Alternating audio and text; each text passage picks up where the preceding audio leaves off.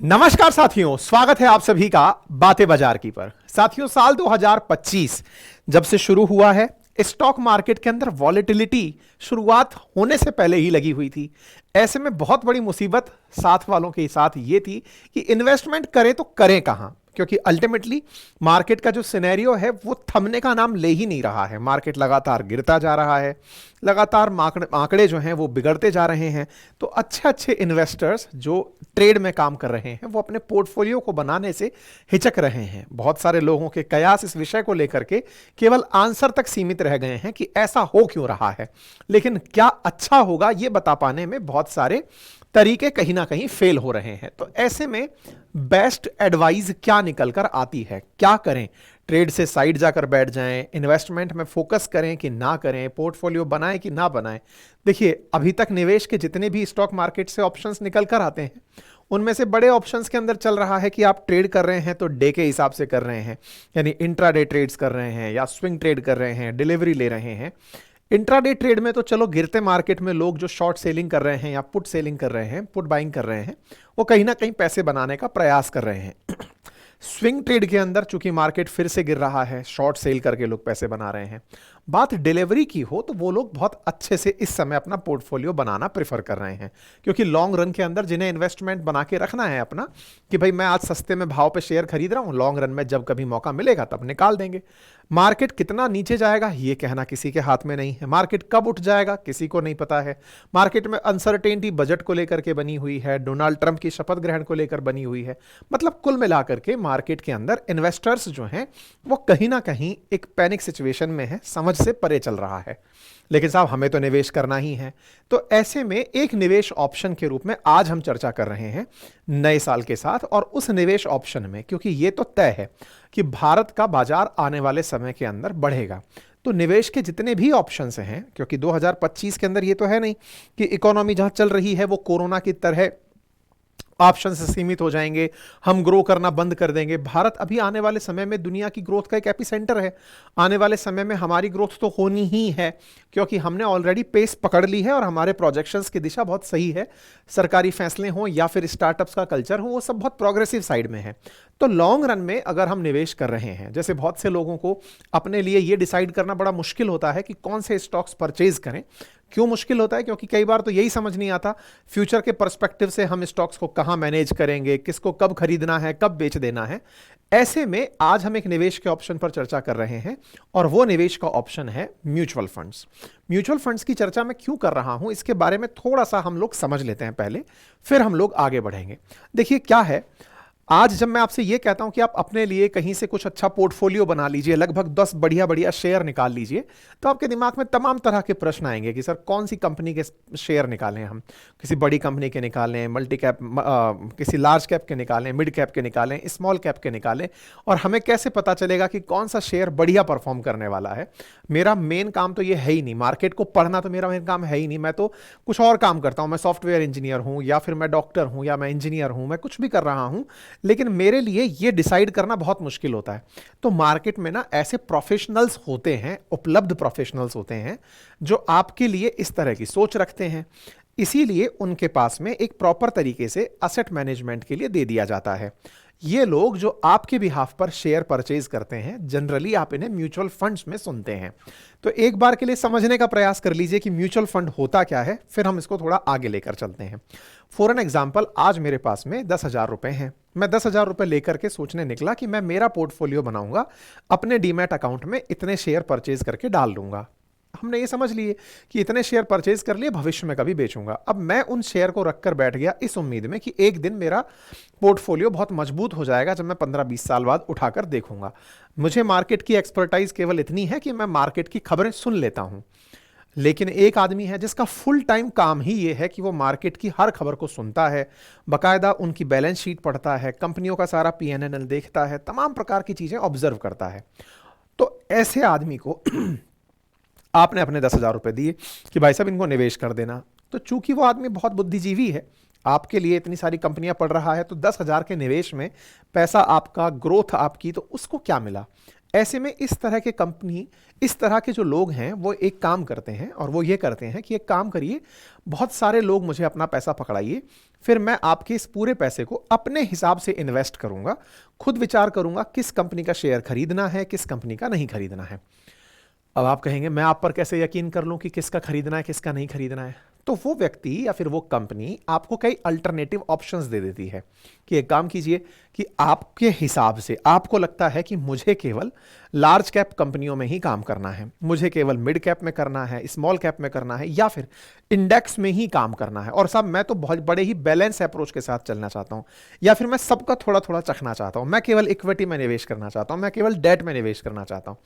तो ऐसा होते होते बहुत से ऐसे फंड बन जाते हैं जो आपकी चाहत के अनुसार निवेश के ऑप्शंस देते हैं। तो ऐसे ही कुछ ऑप्शंस की आज मैं आपके साथ चर्चा कर रहा हूं। तो म्यूचुअल फंड है क्या?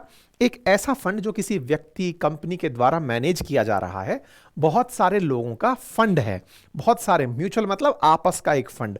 आपने, मैंने, ऐसे मेरे जैसे लाख लोगों ने अगर हजार हजार रुपए दिए होते तो सोचे कितने बड़े करोड़ का एक फंड बन गया होता। तो ऐसा ही एक फंड है जिसमें आप और मैं इन्वेस्टर के रूप में होते हैं। हम अपना पैसा पूल करते हैं, मनी इकट्ठी करते हैं, वो किसी फंड मैनेजर को पकड़ाते हैं कि भैया इस पैसे को पकड़ो। वो व्यक्ति पर्टिकुलर पोर्टफोलियो ऑफ सिक्योरिटीज में उस पैसे को इन्वेस्ट करता है, अपना एक पोर्टफोलियो बनाता है, और फिर उसके अंदर वो प्रॉपर तमाम तरह की चीजें, इक्विटी लेनी है, डेट लेनी है, किस तरह की गवर्नमेंट सिक्योरिटीज परचेज करनी है, उनमें वो पैसा लगाता है। पैसा लगा के बढ़िया पैसा बनाता है और फिर हमको कमा कर दे देता है।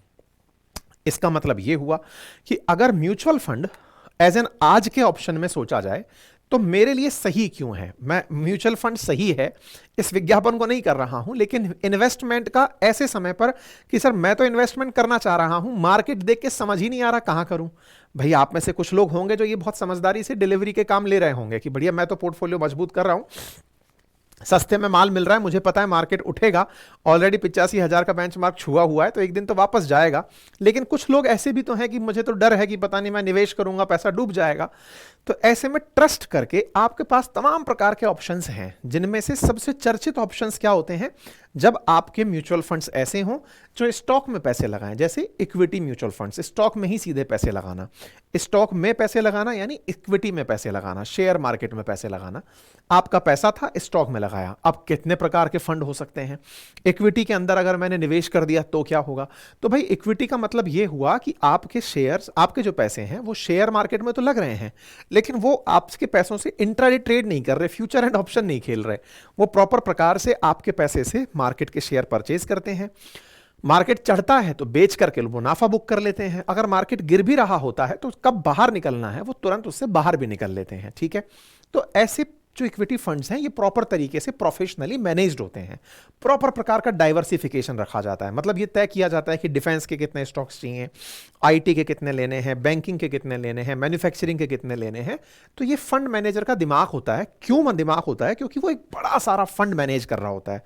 तो जब बड़ा फंड उसे मैनेज करना है तो वो प्रॉपर डाइवर्सिफिकेशन को फॉलो करता है, प्रॉपर लिक्विडिटी पर फोकस करता है कि हाँ भाई मुझे इतना पैसा लगा के रखना है, प्रॉपर ट्रांसपेरेंसी को फॉलो करते हुए वो इस काम को करते हुए चलता है। ठीक है, जैसे मैं एक उदाहरण के रूप में आपको मार्केट के अंदर ही एक्सिस का मल्टीपल सेक्टोरल इसके बारे में बताना चाहता हूं।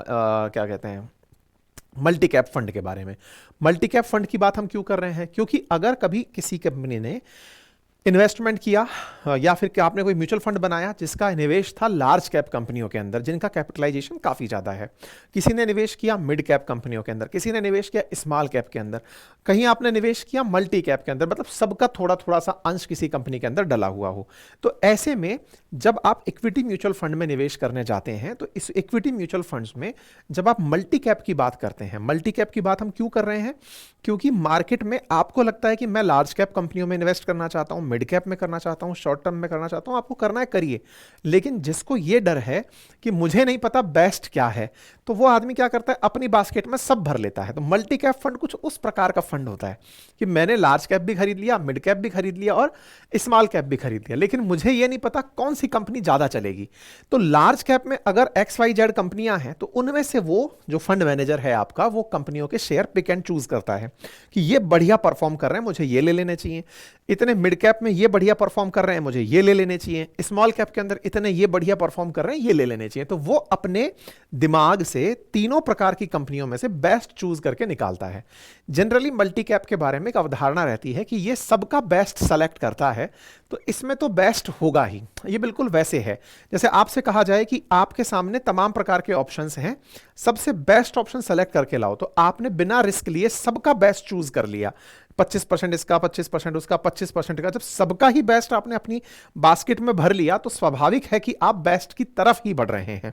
तो आपने जब सबका ज्ञान ले लिया तो ऐसे देखिए अपने देश में ना बहुत सारे म्यूचुअल फंड्स हैं जो मल्टी कैप में काम करते हैं। ऐसे ही मल्टी कैप के इन तमाम फंड्स को अगर आप देखें तो आप देखें कि एक फंड जैसे मैं आपको यहां दिखा रहा हूं 15,816 करोड़ का है, निपॉन का 39,000 करोड़ का है, और इनके रिटर्न्स देखें आप 31%, 29%, 23%। इनमें से एक रिटर्न्स देख रहे हैं आप, ये 34% का रिटर्न दिखाई दे रहा है, लगभग 35% का एक्सिस मल्टी कैप फंड का। तो ऐसे अगर आप देखें तो ये रिटर्न्स बहुत अल्टीमेट दे रहे होते हैं। अगेन ये रिटर्न्स की कोई गारंटी नहीं होती है, क्योंकि सबसे नीचे एक लाइन लिखी होती है, mutual funds subject to market risk.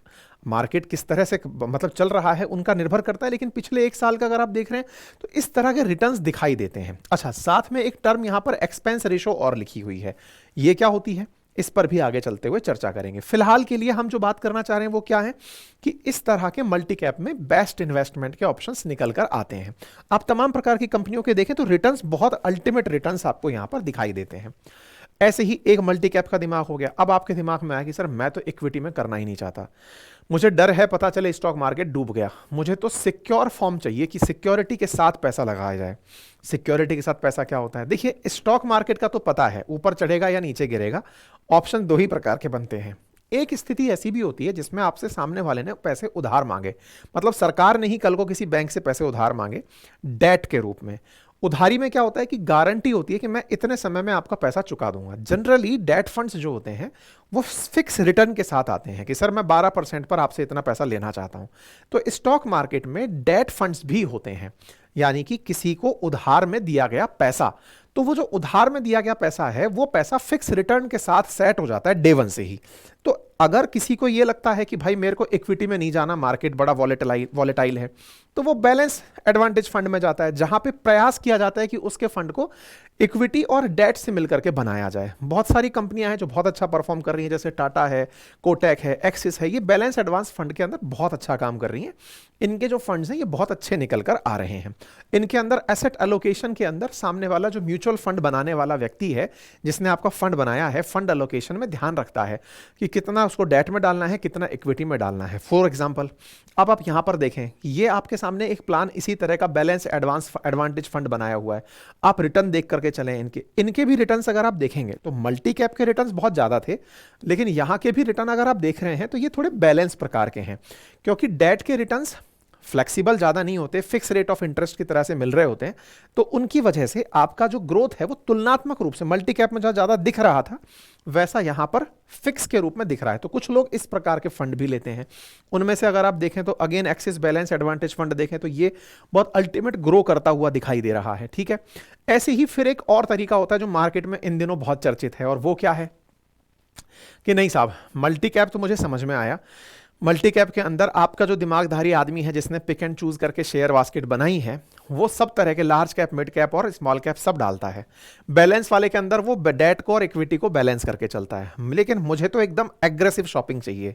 Aggressive shopping में पुराने पास्ट रिकॉर्ड देखकर लोगों ने एक धारणा बना ली है कि स्मॉल कैप बहुत अच्छे रिटर्न्स देते हैं। स्मॉल कैप के रिटर्न देने का मतलब क्या है भाई, उनका बेस लो है तो उनके बढ़ने के चांसेस, डबल होने के चांसेस तुरंत दिखाई देते हैं। मतलब ये वैसी वाली बात है, ₹1 का शेयर है, पेनी स्टॉक खरीदा है, 2 के चांसेस आदमी को जल्दी दिखाई देते हैं। वहीं 10,000 का शेयर है, 20,000 होने के चांसेस उसको साइकोलॉजिकली कम दिखाई देते हैं।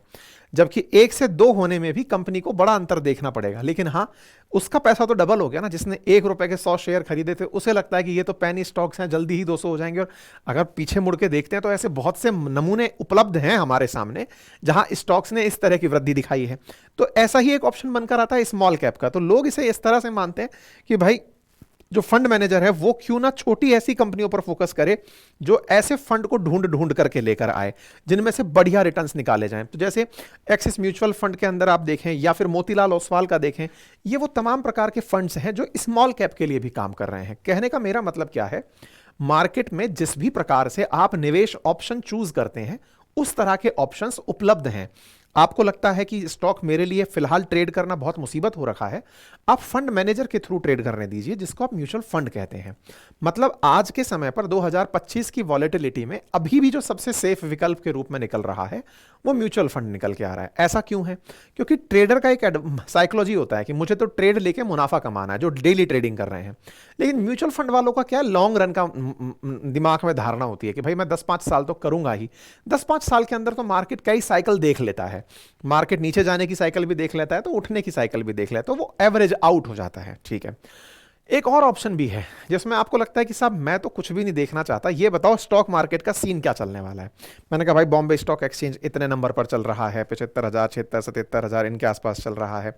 बॉम्बे स्टॉक एक्सचेंज भी कुछ इस तरह, वो NSE भी चल रहा है। तो मैं तो केवल मार्केट के अंदर जो इंडेक्स में लगी हुई कंपनी, जैसे बॉम्बे स्टॉक एक्सचेंज के अंदर 30 कंपनियों का ही वो होता है, मतलब आंकड़े दिखाए जाते हैं। ऐसे नेशनल स्टॉक एक्सचेंज के अंदर 50 कंपनियों के, निफ्टी के अंदर दिखाए जाते हैं। तो बोले मैं तो मार्केट के ऊपर निवेश करना चाहता हूं, इंडेक्स जैसे चलेगा उस पर निवेश करना चाहता हूं। तो ऐसा भी होता है। जैसे कुछ लोगों को ये लग रहा है ना कि जैसे आप 75,000 पहुंच जाएगा तो फिर ये भविष्य में तो 85 भी जाएगा, तो मैं तो भाई इंडेक्स को देखकर इंडेक्स पर ही निवेश करना चाहता हूं, जिसको दिमाग ही नहीं लगाना। मतलब ये ऐसी स्थिति हो गई, सर मैं तो इन 30 कंपनियों पर ही निवेश करना चाहता हूं या मैं इन 50 कंपनियों पर ही निवेश करना चाहता हूं। तो इसका मतलब आपने फंड मैनेजर को कुछ भी दिमाग लगाने की मोहलत दी ही नहीं। तो जब दिमाग लगाने की मोहलत दी नहीं तो वो खुद का खर्चा कम कर देता है। खुद का खर्चा बोले तो एक्सपेंस रेशो, कि भाई मैं इस पर आपसे ज्यादा पैसे नहीं मांगूंगा, आपका पैसा ऑटोमेटिकली मैं इंडेक्स में लगा दूंगा, क्योंकि यहां मेरे को आपने पिक एंड चूज का ऑप्शन नहीं दिया। तो कुछ लोग ऐसा भी करते हैं कि वो इंडेक्स फंड्स में पैसे लगाते हैं। जैसे आपके सामने इतने सारे इंडेक्स फंड लगे हुए हैं, मोतीलाल ओसवाल है, एक्सिस निफ्टी 100 एक्सिस फंड है, तो ये इस प्रकार से आप इनके भी इंडेक्स फंड्स में पैसे लगा सकते हैं। तो मैंने आपको स्टॉक मार्केट में पैसे लगाने के लिए जो इस समय की वॉलेटिलिटी है उसके साथ साथ एक विकल्प के रूप में म्यूचुअल फंड का ऑप्शन भी दे दिया है। कुछ लोग उन्हें भी करते हैं। अब सवाल बनता है सब इसमें निवेश करते कैसे हैं? तो इसके लिए आप सिस्टमेटिक अपना SIP बना सकते हैं। उस SIP के अंदर आप निवेश करें और उसके लिए तमाम प्रकार के ऑप्शंस हैं। मैं कुछ लिंक्स आपको दे दूंगा, आप वहां से जाकर अपनी SIP करा सकते हैं। सीधा AMC की वेबसाइट से जाकर के आप करा सकते हैं। आप जिस भी प्रकार का ट्रेडिंग प्लेटफॉर्म यूज कर रहे हैं, चाहे एंजल वन कर रहे हैं, जीरोधा कर रहे हैं, ग्रो कर रहे हैं, उन सबके पास ऑप्शंस दिए हुए हैं, आप वहां से करा सकते हैं। आप जिस बैंक में हैं या जिस बैंक में आप अपना खाता रखते हैं वहां से आप सिस्टमेटिक इन्वेस्टमेंट प्लान अपने लिए ले सकते हैं कि भाई मेरा तो 5,000 रुपए मंथली SIP काटते रहो, और उनको एक प्लान बता दो कि भाई मैं इस प्लान में जाना चाहता हूं, कि मैं मल्टी कैप में जाना चाहता हूं, कि मैं स्मॉल कैप में जाना चाहता हूं, एडवांटेज फंड में जाना चाहता हूं या इंडेक्स फंड में जाना चाहता हूं। उन्हें बताकर के आप अपना इन्वेस्टमेंट शुरू कर दें। तो हो सकता है कि आप लोगों को यह जानकारी पसंद आई हो, और अगर जानकारी पसंद आई हो तो साथियों से भी साझा करें। ऐसी स्थिति में जब जब मार्केट पैनिक मारता है या पैनिक मार्केट के अंदर ऐसी स्थितियां बनती हैं तो धैर्य जरूर रखें। कभी भी अपने म्यूचुअल फंड के पैसे को देख करके ऐसे नहीं घबराएं कि यार ये कम हो गया, ये कैसे ज्यादा बढ़ेगा। ये मार्केट है, मार्केट जब गिरता है तो चढ़ता भी है, तो चढ़ता है तो गिरता भी है, तो दोनों स्थितियां हैं। अपने आप को थोड़ा सा समझदारी के साथ चलें। अगेन म्यूचुअल फंड के केस में मैं यही कहूंगा कि इन्वेस्टमेंट की जब बातें होती हैं तो थोड़ा सा इस थॉट के साथ रहें कि भाई mutual funds subject to market risk है। आप लोगों के लिए अच्छे हैं इसलिए सजेस्ट किए जाते हैं, लेकिन केवल यही अच्छे हैं ये कहना सार्वथा गलत होता है। Thank you so much.